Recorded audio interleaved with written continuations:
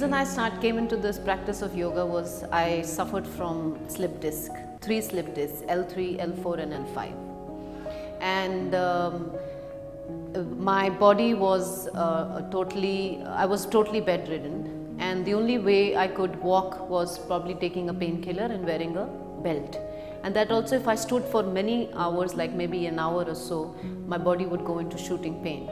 So I went to the doctor, and the doctor said the only hope for me is probably a surgery, but I just didn't want to go in for it. And I remember distinctly he giving me a set of few exercises in a leaflet, that if you can practice these exercises, it will help you. When I went home, I did a study that these exercises were all that were of the back bends of the yoga poses.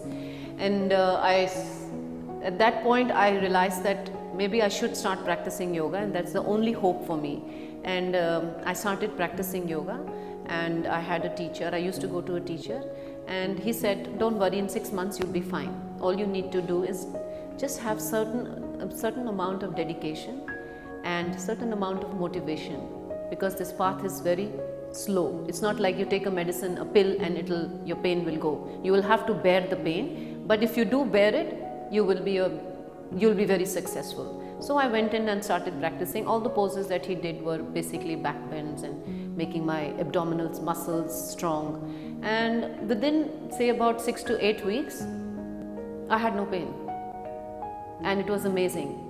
More so, the pain had gone, but I had more control over my mind. I was in a better situation to control the pain when it came. And that's what the difference I felt. I got clarity of mind, and I was moving in towards positive thinking. And that's when within 6 months after that regular practice of yoga, my belt I had stopped wearing the belt. Until date, I don't wear the belt. And that's when I realized that I need to study this art and science of yoga. And if I can make a difference in somebody's life who's suffering the same way that I did, and I thought there was no hope for me, maybe I should go up and learn more about this subject.